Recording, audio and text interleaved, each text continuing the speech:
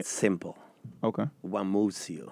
What moves Your you? passion. Yeah. Because you don't ever want to do anything that you are not 150 is not even enough. 150% is not enough. You have to be so passionate about what you do. Because whenever you are doing something that you truly, truly love, it is never work. To this day, I feel that I had never worked one day in my life. Last night I went home because we had an amazing night at Minton's Playhouse, and he goes like, "Don't you ever get tired?" I'm like, "Tired of what?" Like doing something that I wouldn't change it for anything else. Hello, everyone, and welcome to the Create Your Life series, where we help you maximize your potential and results in the area of personal development, entrepreneurship, and travel. And I'm your host, Kevin Y. Brown. Create your life. Crée ta propre vie. Create your life. 创造你的生活。 Create your life. Crea la tua vita. Create your life. Ontdek jouw leven. You better create your life. Create your life. Create la vie. Create your life. Create your life.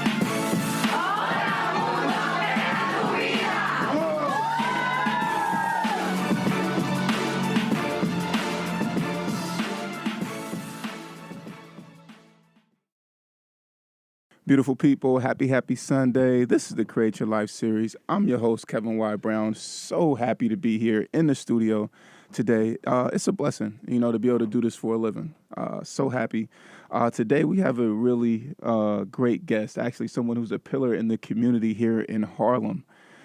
This gentleman is the owner of Ricardos Steakhouse, Corner Social, Mintons Playhouse, the Cecil Steakhouse, Angel of Harlem. He's also ceviche, and then he's also the artistic director and owner of the Poets Den Theater and Gallery, which is on the east side. The list actually goes on, but he's also an executive chef who uses his culinary mastery to incite creativity and fun with food, as you can see from the photo that we took and posted today on our Instagram page. He's the executive producer for the East Harlem Presents, which is a performing arts venue with a multi-use art gallery and space and independent programming. And the founder of the East Harlem International Film Festival, and so many more other things. I could go on, but ladies and gentlemen, I would like to introduce our guest today, Mr.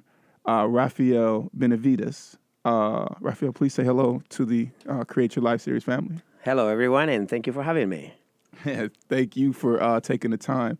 Had the opportunity to meet you a few months back in the summer. Was introduced to you by one of your partners, NIE. Mm-hmm. And you and I, we just got to sitting down. I didn't even know who you were. And we just sat down and started talking. And you were telling me about this journey that you had, going from working in software, being a numbers guy, to working in the theatrical world and also becoming a restaurateur. After reading so many articles on you, so many great articles online, I found out that this was actually a part of your family business, actually being coming over with your family at the age of 11 from Mendoza, Argentina.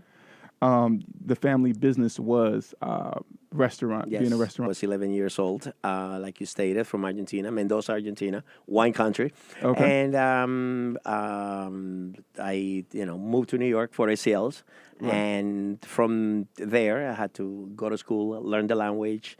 And from the very beginnings, I was very independent. So my mother, while I was still in school, one night she told me, if you want to live under my roof, Yeah. You got to be home by 9. So I said, so the other alternative is I don't have to live under your roof, so I'll move out. Oh, wow. How old were you when you said this? 15. 15. You moved out at 15. Yeah. So, oh, wow. Yes. And I realized that it would require, or that meant that I was going to have many more responsibilities. Yes. I just didn't measure how many there were. So it was quite a awakening, but, I felt that I was ready to take it on because I still had to go to school, find a job. And in my very first job was working with my brother. By that time he was the sous chef at a restaurant in Long Island. So I had to commute every day to go, to get up in the morning 8 o'clock, go to school, get out of school by 2:30, 3 o'clock, be at work at 4, do my homework in the bus, and do my work, and then come back home, finish the work, and continue it. So it was like a never-ending cycle. Probably the first 6 years of my life, it was like that. Wow. So it was intense, to say the least. But It those are the sounds kind like of things that build you, that define you, who you're going to become later on. And so it got to the point to where your older brother, had told you that you were going into the restaurant business. And you Yes, said, he well, you wanted know me to. what? I want to be a chef. But, it depends. Do I want to be a chef under him, or do I want to go away? Well, he was a few years after I started working with him. He opened his own restaurant with a couple partners in Garden City, Long Island. So he wanted me to come work with him, which I did. And but he wanted me to become his sous chef. Right after him, he saw that that I liked cooking. So, but I love to cook. It's just that. The 5,000 degrees behind your back on a 7-day basis, it wasn't that appealing to me. I figured that I wanted to do something else. Right. And I figured that in order for me to accomplish that, I needed to put as much distance between him and I. Yes. And basically that's what I did. I moved to California. I always liked numbers. So I felt that accounting was my calling. Yes. And so my first degree was, accounting. And 6 months, that fortunately I had a scholarship. And I was going to say, that's not overlooked that. You got a tenor scholarship Yes. to USC, which means that you were pretty good, along with having a job and all of these other responsibilities, paying your own rent. Yes, exactly. Oh, no, if I tell you the story of my very first day when I arrived in California, it's quite a story. Oh, yeah, let's hear it. Okay, so my mother says, okay, so if you're going to move to California, we have a relative there, and, you might want to stay with him a couple nights. Yeah. And I'm like, okay. So she gives me the address. And I arrived at LAX 11 p.m. Nothing is alive at 11 p.m. in LA. So everything shut down. Shuts down. It shuts down very early. So I took the taxi over to the address that my mother had given me. And at that point, I said, like, it's almost midnight. I'm about to knock on somebody's door that I never met. And I don't think that I want to do that. So I said, like, well, like all buildings in New York City, they probably have a laundromat. And so I waited till somebody came out of the building. I went in and I slept my very first night in Los Angeles in a laundromat of a building that I didn't know. So the next morning when I woke up, I said, like, okay, so I left the building, never say hello to my relative, which I never met, by the way. So, oh, wow. You never met? No, I didn't go knock on his door the next morning. I figured he probably was off to work. So I went and said, okay, so before I, go to school, they had given me a date. I need to find a home and I need to find a job. Yeah. So I asked somebody that I met on the street, I said, like, what is the fanciest place, in this area? And he said, Beverly Hills. I'm like, oh, cool. I'll go to Beverly Hills.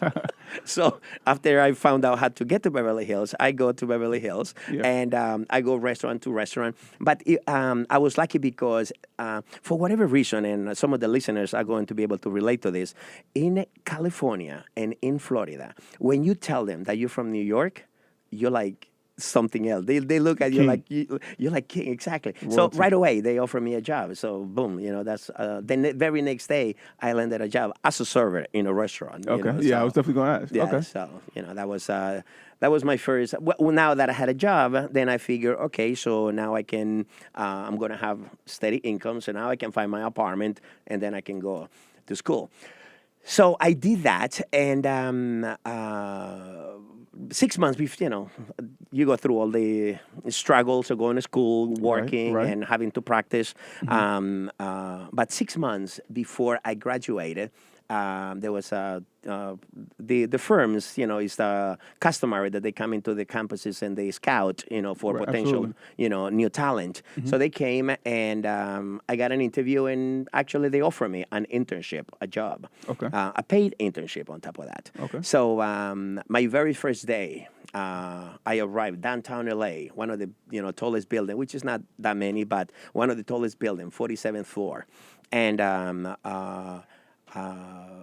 I walk into the lobby, and I open the door. The receptionist is right there, and she tells me, "Can I help you, sir?" And I looked at all the cubicles that were, Yeah. in the place, Yeah. and I say, like, "Give me 1 second. I think that I might have made a mistake. Maybe I have the wrong place." So I knew that I was in the right place. It's just that I felt that, do I want to do that? I don't see myself sitting in one of those cubicles, for that long. So it's for me. Once again, the receptionist goes, "Can I help you?" And I said, like, you know what? I think I made a mistake. I think I got the wrong address. I turned around and I left. That was my my life as an accountant. Wow. Okay. Now, but you studied accounting, and then you also studied computer science. And Well, because what happened was the very next day I go back to school and I tell one of my counselors, I said, "Listen, I think I made a mistake, Yeah. a 4-year mistake." And listen, I think that knowing you by now, you should try computer science. And I'm like, really? And I said, like, yeah. And basically, believe it or not, that was like, it was a pretty good match. Okay. Yeah. So graduated and put together a team of 4 of my classmates. Yeah. And we developed a POS software. And, we moved back to New York. Right. Yeah. So it was, I named it Bacchus, which is my maternal last name. Right. And that was my return to New York, was developing software and installing software in restaurants, because Bacchus what I was was gonna ask you. a software, the POS, point of sales, Right. for restaurants. Yeah. Okay. Now, the reason why Bacchus was so special was because it had all the elements. Basically, I felt that I had the best requirements that a software for that industry might need, which was, first of all, the knowledge of the restaurants, how they operate. Absolutely. Second, the accounting knowledge. You see, it wasn't a wasted 4 years after all. Exactly. And then, of course, the programming. And as a result of that, we were able to create a software that was really, really unique. And it was going awesome until one of the bigger guys decided to take us off the market. Oh, And, wow. Yeah, and basically they bought our software, and not to sell it, just to shelve it, which is customary in the industry. Right, right. Okay, so they did that. Wow, that's amazing. So you sold, you know what I mean? You said, "I'm not an accountant." Then you created your own software. You sold the company, and then what happened next? Is that where the Poets Den comes in, or like what was the next step in your But journey? you see, because that's what happens in life. You Yeah. see, life will always present opportunities to you. What you do with those opportunities is entirely up to you. Yeah, but So there's the always- learning never ends, basically. But there's always that opportunity to say no, which is something that you and I discussed briefly, right? So a lot of opportunities are going to come your way. How did you decide on what your next move was going to be? It's simple. Okay. What moves you? What moved Your you? passion. Yeah. Because you don't ever want to do anything that you are not 150 is not even enough. 150% is not enough. You have to be so passionate about what you do. Because whenever you are doing something that you truly, truly love, it is never work. To this day, I feel that I had never worked one day in my life. Last night I went home because we had an amazing night at Mintons Playhouse, and he goes like, "Don't you ever get tired?" I'm like, "Tired of what?" Like doing something that I truly, I wouldn't change it for anything else. So whenever you do something that you're passionate about, then it never becomes something that that you see it as hard work or anything like that. So, so when you encounter those opportunities, so the question is, am I passionate about it? Is this something that I can see myself doing for the next 20, 30 years, if necessary? Right. So that's... Well, so for me, I guess I want to go a little further in depth on that question. Now, you've actually opened up a plethora of restaurants. I mean, you could probably name off all of them. I couldn't. I couldn't find them all online, but you've been naming names that I wasn't able to find online. How do you know when what has to be in alignment for you to open up a new restaurant? Because you guys recently just revived the Cecil and brought that back as the Cecil Steakhouse, which is a staple in Harlem, as well as Mintons is. But they were shut down for a while. What made you say, you know what, Corner Social, Ricardos, Ocean Grill, these restaurants that you already are running, they're not enough. We can take on another opportunity. What was in alignment? What was right for you to say, this is a go? But first of all, like I said before, the opportunity has to be there. Then the second part is it going to make an impact to my surroundings? The Cecil Steakhouse and Minton's Playhouse was something very special to me because I've been, when they opened in 2006, I already had Ricardos Steakhouse. So I knew about Minton's and Cecil, from way back then. And when it closed, when I found out, back in November of 2016 that they were going to close December 31st, I think that not just myself, but it sent, shock of, it was painful for the entire village of Harlem. I think that we all felt like, wow, this kind of happened. So when, the opportunity was presented to me, it was a no-brainer. There was no way that I could say no to that. Yeah. So, it's not about that I had to study the opportunity. It's just that the opportunity, it's there and it's right and you feel it. Everything has to do, with how you feel about it. So a lot of the times you got to put the intellectual part behind it and kind of go with the emotional part. Because basically that was the same. If you were to ask me, why did I open Ricardos Steakhouse? When my partner presented that idea to me back in 2001, 2002, I was not very familiar with Harlem. I was living in Long Island at the time. So when he told me, I said, okay, let me go. I had just sold my software, so I had a little bit of time, and so I figure, it could be an opportunity. But what was interesting was that I presented the idea to some of my restaurateur friends in Long Island about, should I do it? What do you guys think?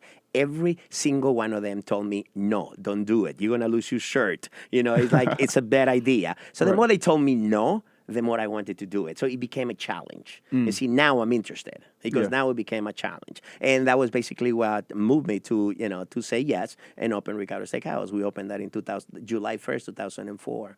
And so that was Ricardo. That I would say that was the idea behind it. Then, the restaurant got quite busy. And we needed a space for catering. Right. So, which, the restaurant is of a decent size, but not enough to host a party of 50, a party of 100. So I started asking around, some of my clients, and it just happens one day, my good friend now, Jisoo, I asked her if she knew of places where I could do, I was looking for a space for catering. She goes like, oh, you know what? Let me take you to the space that I have, which is what is now the gallery, the Poets Den Gallery. Right. And the minute that I saw it, I'm like, that's it. I want this. And so that space became the catering space for the steakhouse, for Ricardos Steakhouse. Wow. But then now I say, okay, so I have the space for catering. We do 2 or 3 parties a week. What do I do the rest of the day? And I had worked with a lot of artists in the community, and I noticed that they didn't have enough venues for them to showcase their work. I'm like, what better place to showcase their work than these 4 walls that I have? And that's how it became a gallery, an art gallery. So, and then, of course, the natural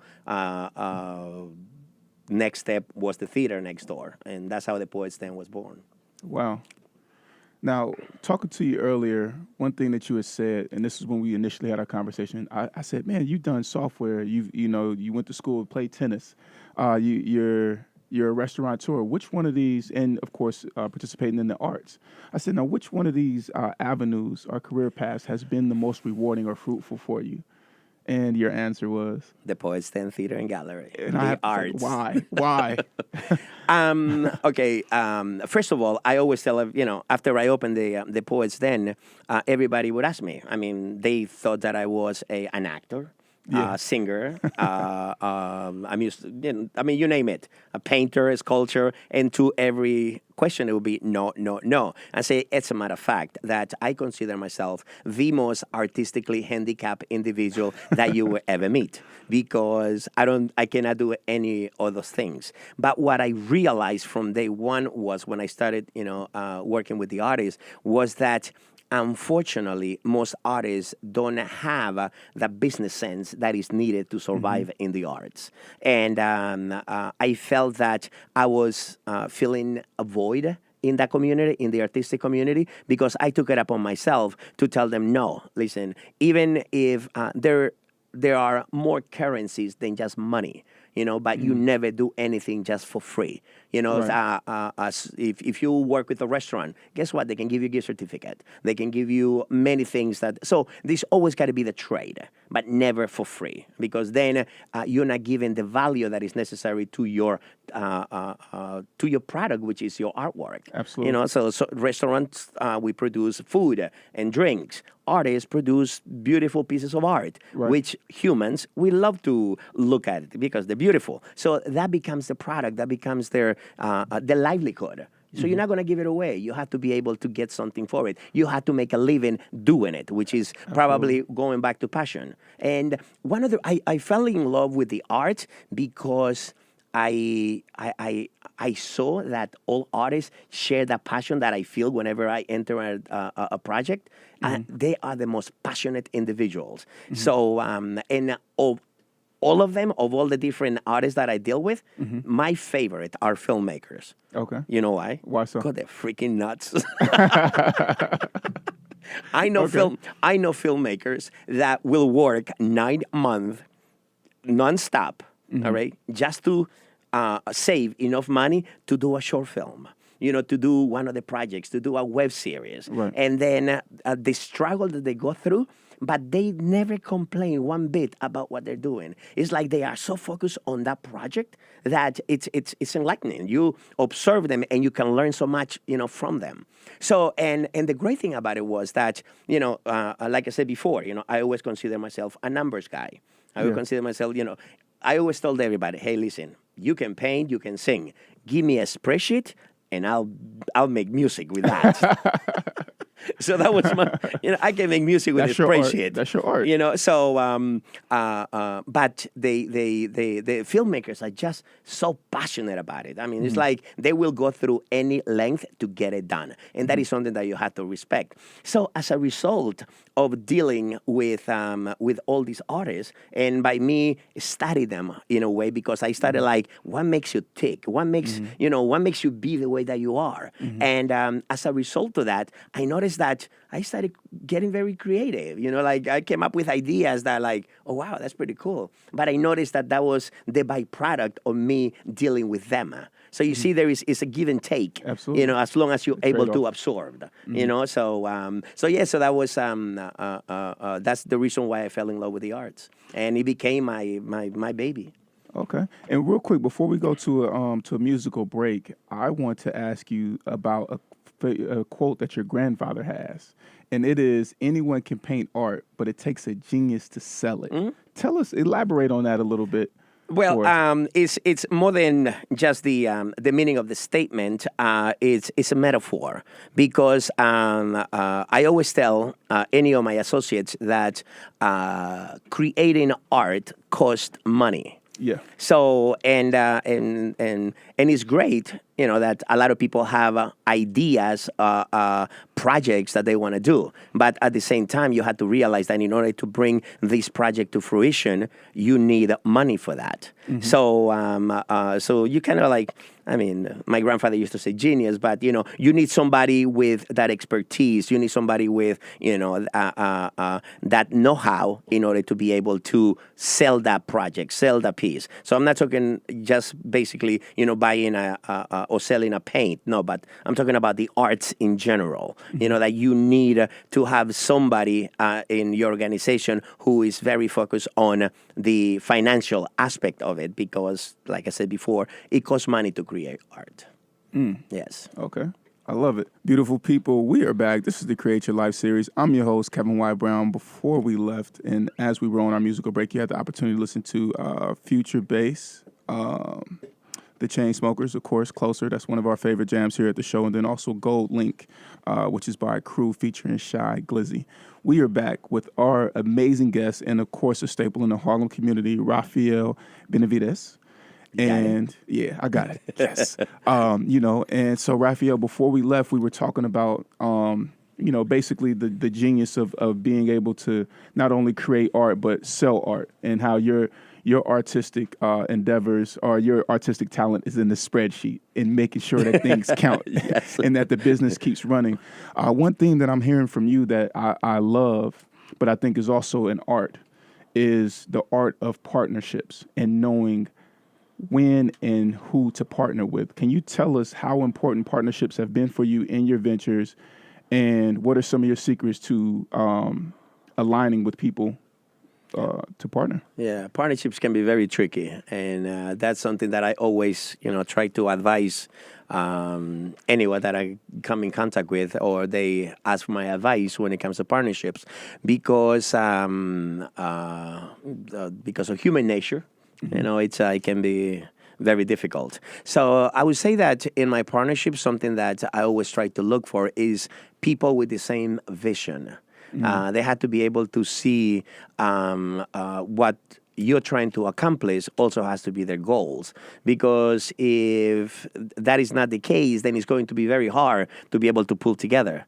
And when talking about any enterprise, business enterprise or any other type of enterprise for the matter, it is hard enough as it is to actually, having to deal with difficult, partners. And so whenever you're going to select your partners, you have to be very careful and do your research. And actually, you need to have a very clear and concise conversation regarding to what is it that they expect, or how do they see the project in 5 years, in 10 years from now. And if there is no compatibility, then I would say stay away, because some great businesses that I've known have failed precisely because of that. There was no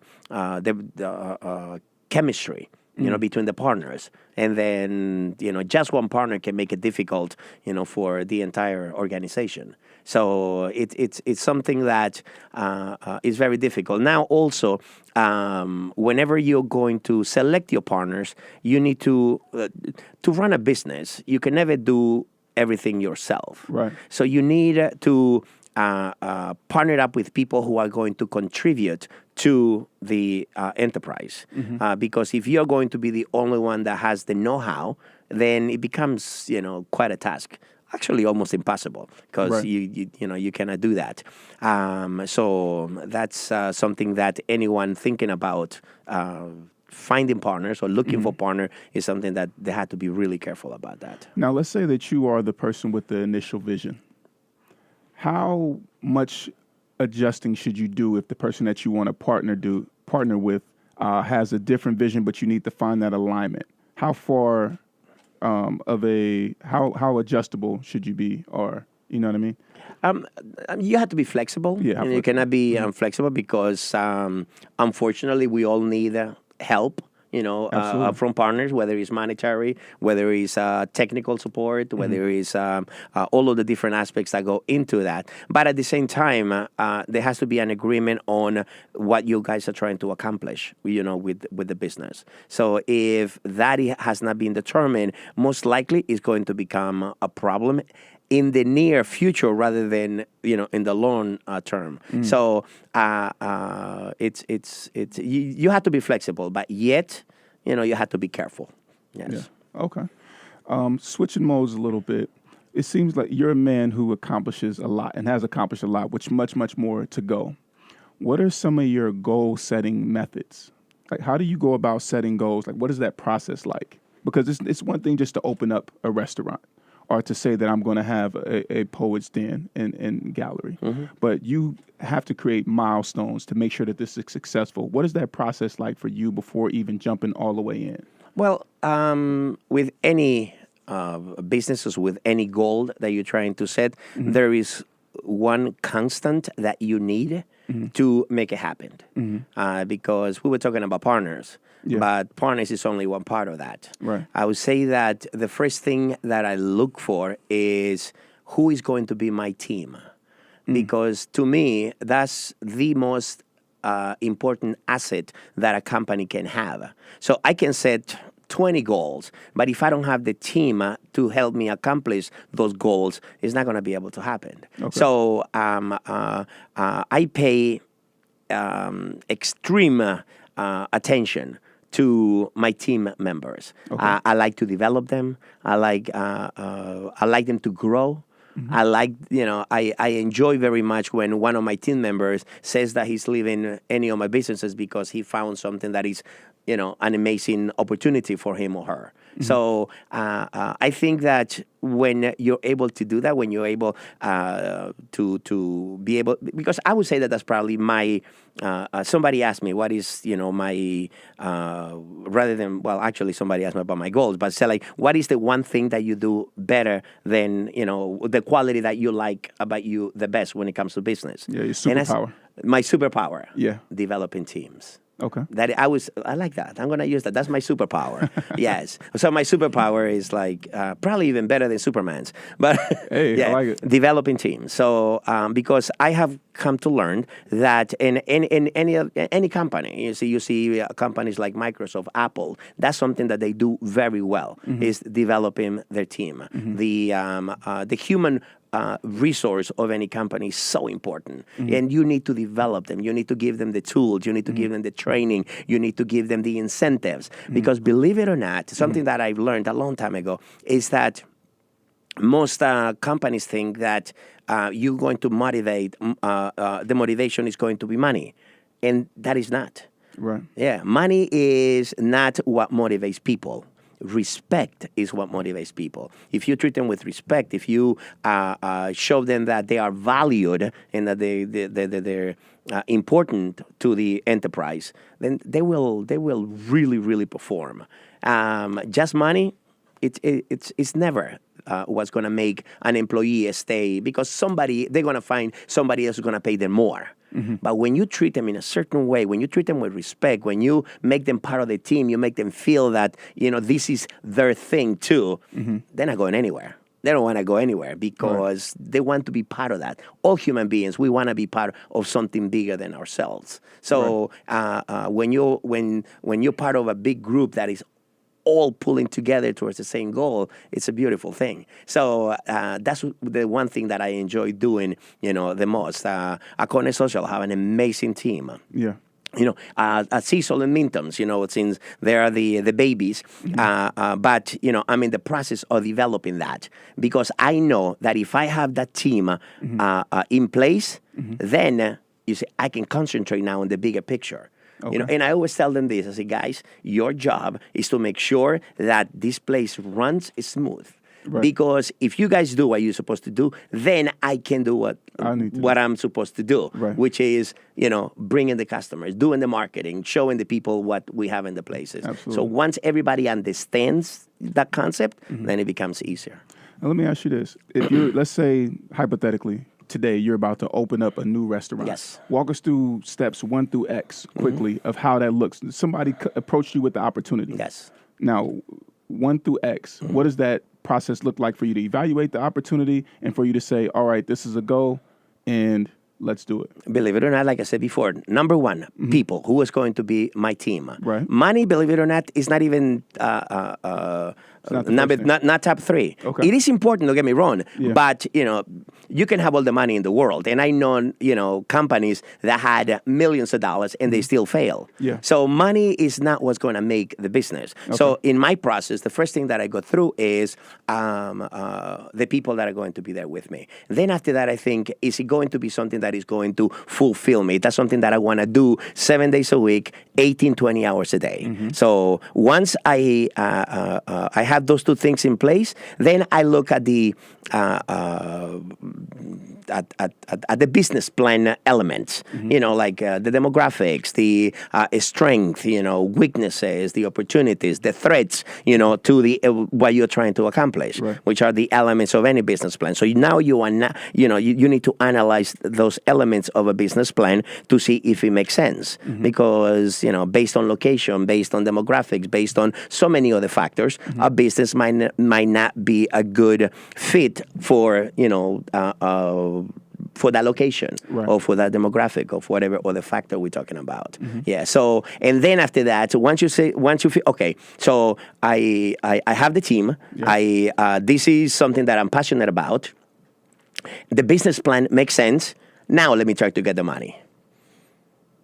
Okay. So that's kind of like the process. That once you have the money, then it's. But you need to have the other elements first. Right. Most people go the opposite direction. They first thing you get the money without having the vision. And if I tell you how many times people have come to me saying that they went and apply for a loan.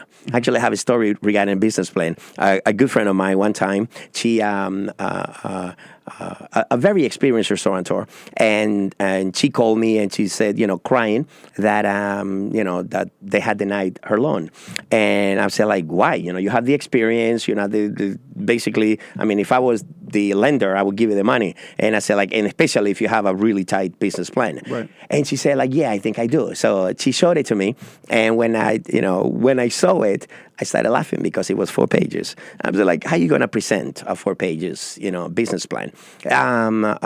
So she asked me for help. Of course, I helped her. And, now it's a very successful business here in Harlem.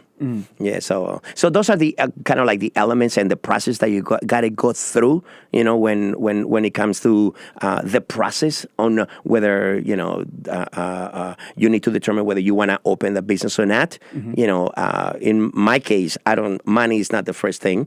I mean, I look for that once all of the other elements are in place, because it also becomes easier to find the money if you already have those other elements. Because if I'm an investor and you come to me with all of that already in place, then I'm most likely going to lend you the money.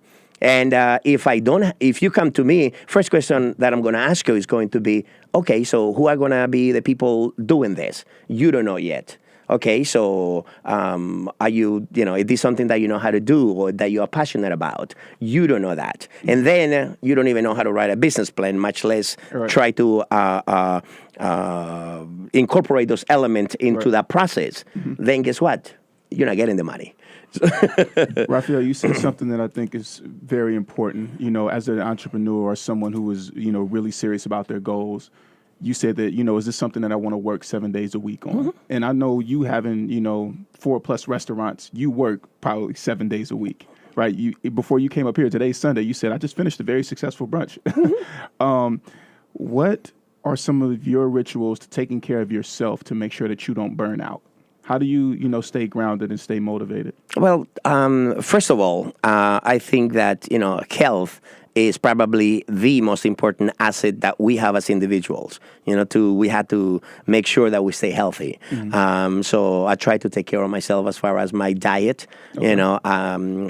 I'm not allergic to anything, and I don't abstain from eating anything. I eat everything. I mean, you name it. I'm not a vegetarian, or I love vegetables as much as I love a steak. Right. Yeah. I open steakhouses for a living, guys. Right. You gotta taste it. I had to. So, but it's you have to take care of yourself. You have to listen to your body most of all.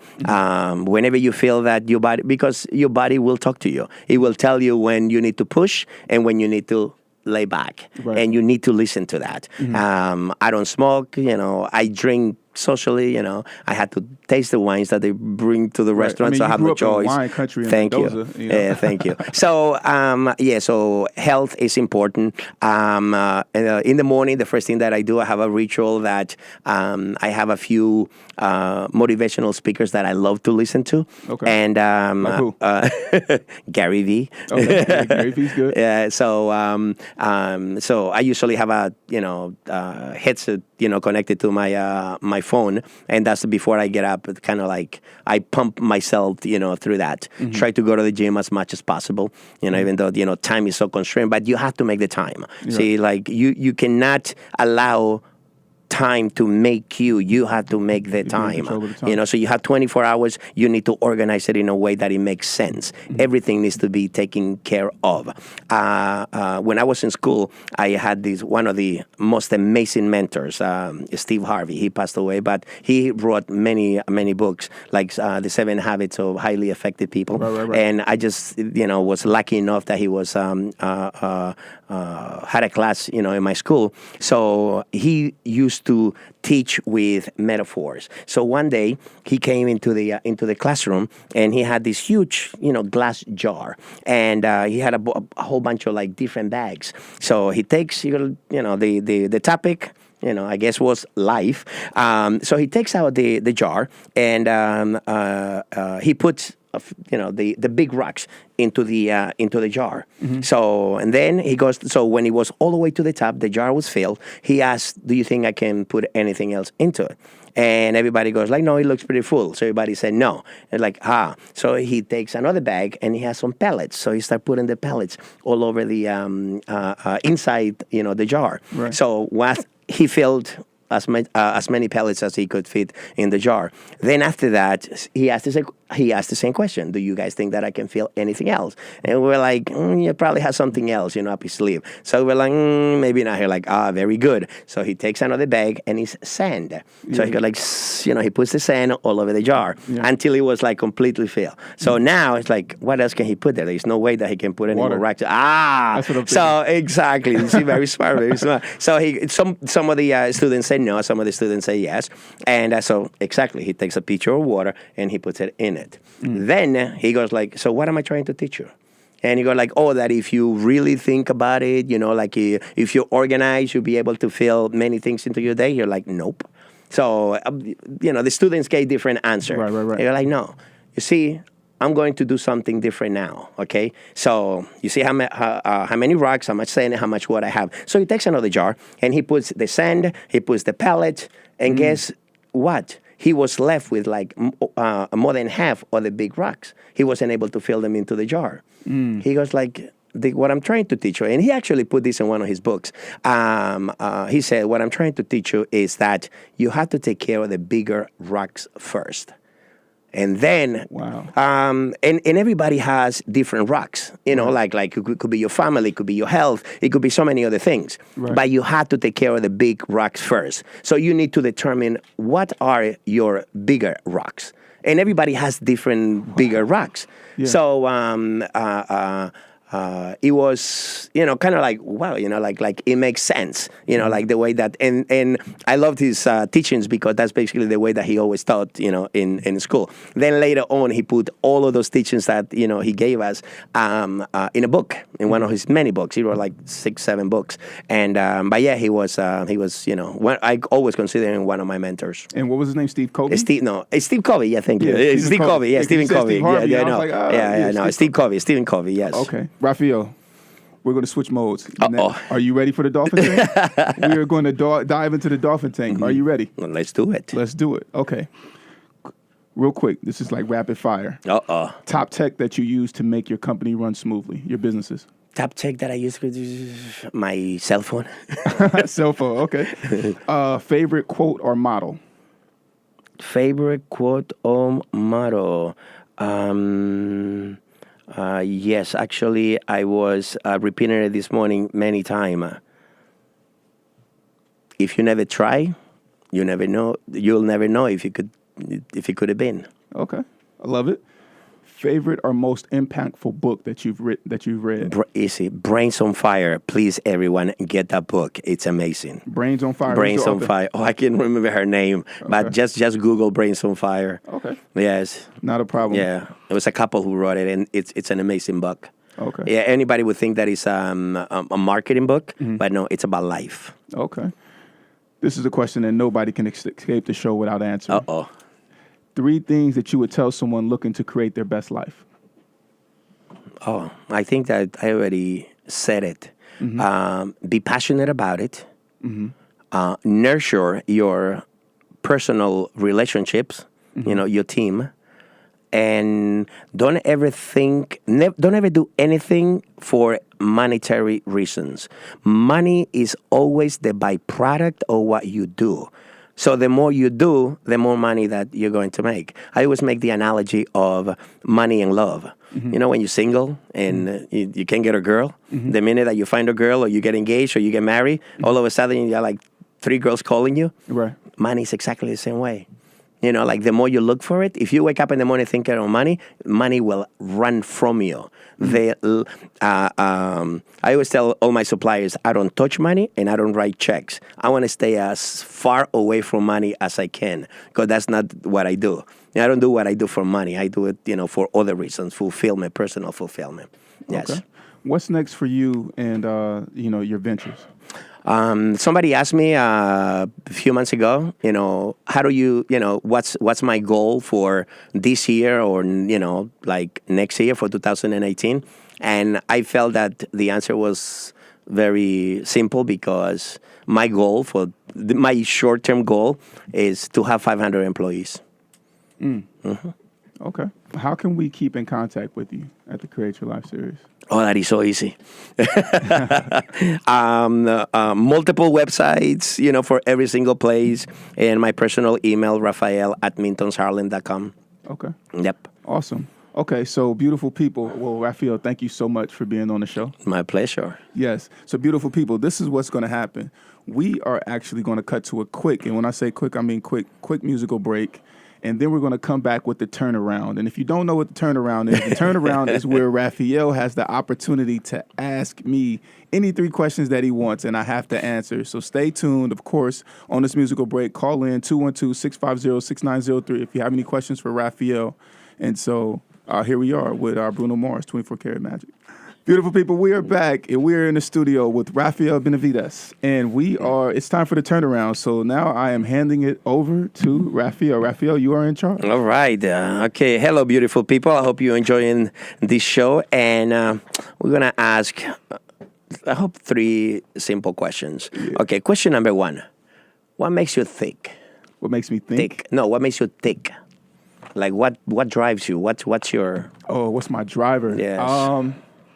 You know what? What drives me is coming up with a crazy idea and then just going at it until I execute, actually seeing it going to take place. Mm-hmm. That is amazing. And I would also say doing what I say that I'm going to do. I'm a man of my word. So if I say that it's going to happen, that I'm going to do it, that I'm going to make it happen, then seeing it all the way through until the end, that really drives me. And of course, my upbringing drives me to want to go as far as I can, having grown up in foster care for almost 18 years in California. Okay. Now, this is a follow-up. It's not the second question. It's a follow-up to the first question. So what drove you to start the show? Because, it's an amazing show, create your life, which is, I think, is an amazing format, for people to be able to listen to different experiences by different individuals. Thank you.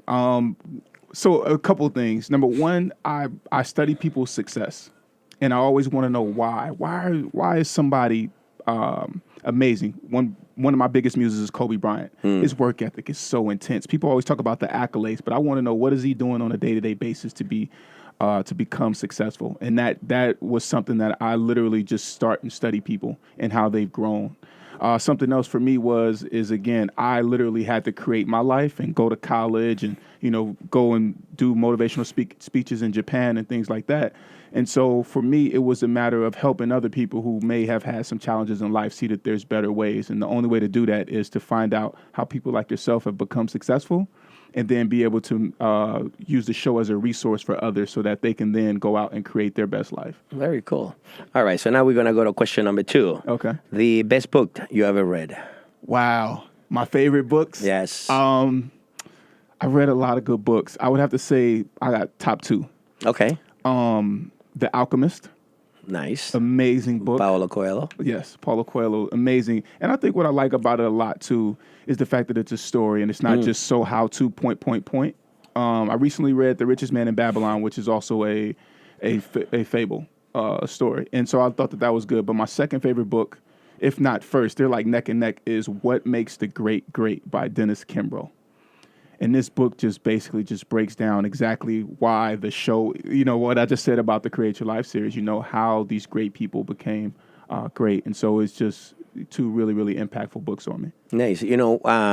Something cool about The Alchemist is the fact that when I saw The Matrix, the movie, you remember that in The Alchemist with the 2 little rocks. Yep. If you get one, then you will go to the left, you go to the right. And in The Matrix, they use something similar with the red pill and the blue pill. So I always put, Matrix and The Alchemist kind of like on the same, kind of a situation. Okay, so now, and your listeners probably already know this because I'm sure somebody asked you this. Best quote or motto? Oh, that's so hard. There are so many great quotes. Quotes by me or by guests? It doesn't matter. Or in general. I mean, the best one that you heard, that is yours, that I guess, or that you read on the internet, the best, there are those quotes that just make sense and they touch you. One that I had to really, that was been going through my head for the last couple of days is by a mentor of mine, Raphael, and it's believe with a period, not a comma. And that quote is so amazing to me because when you're going into something that you're passionate about, right? If you're truly passionate about it, you don't even second guess it. You just go all in. If you believe with a period, then that's, I'm going to make this show amazing and it's going to be X, Y, and Z, or this restaurant is going to be amazing and it's X, Y, and Z. That's a statement. Not I'm going to make this show or this restaurant amazing, but if it doesn't happen, comma, but if it doesn't happen, da-da-da-da. No, it's all in or nothing. And so that's been circulating in my mind a lot lately, but also another quote that I made up is, I am the brand I say I am. And that just means that you're in control of your destiny and that life will be whatever you make it. And so, stick fast to that. And, even when it's unpopular, remain true to yourself and it'll work out for you. Cool. And one last one. I know I'm going to cheat, but No okay, problem. your goals. What is like one of your more... What is one of the bigger goals in life or for the show? For both. Remember, your life, the show, is basically one. Ooh. There are no others. Right. Big goal for the show. I want us to become nationally syndicated. Nice. And I think that we're close to it. We're in discussions for it. But I would really love to, to be more of a catalyst. We're already a catalyst, but I really want to see people's the impact and the way that we help people. I want to hear about it and just know more and know how we can do better to serve. Personally, I just want to be consistent and reach further. I think Create Your Life is really a big part of my life's work, if not my life's work. And I'm very happy to be on this journey. And so I just want to stay consistent and continue to let it grow. That's really where I'm at. Cool. How did it feel to be on the other side of the interview? It's fun. It gives me the opportunity to kind of relax and to also just be open and helps me understand you more because it's what ideas or thoughts are running through your head and what questions do you want to ask me as the person who's been interviewing you. So it gives, the opportunity to be vulnerable as well and for my listeners to get to know me better as well as you. Very cool. All good. Right, audience? Pretty cool answers. Thank you. And you did a good job hosting. We might have to get you on here to substitute, when I'm not around. All right, I'm game. Okay. Never done it, but I never run away from a challenge. I like it. All right. Well, beautiful people. Thank you so much for being here with us, Raphael. Thank you again. My pleasure. Thank you for having me. Yes. So we're going to cut to a musical break. And ladies and gentlemen, happy Sunday. Beautiful people, if you enjoyed this episode of the Create Your Life series, be sure to download it from our podcast, which is available on createyourlifeseries.com, iTunes, Stitcher Radio, and Google Music. Also, be sure to leave a review of the podcast. You can catch us live on Sundays from 5:30 to 6:30 p.m. Eastern Standard Time via 90.3 FM in New York or on Facebook Live at facebook.com/KevBrown1. We encourage you to participate in the conversation on Facebook or call in at 212-650-6903. Follow us on Instagram at CYLS Series and at Kevin Y. Brown. Be blessed, and we'll see you back here live next week. Create your life. Crée ta propre vie， Create your life. 创造你的生活。 Create your life. Crea la tua vita. Create your life. Und skip your liver. You better create your life. Create your life. Raphael. Create your life. Create your life.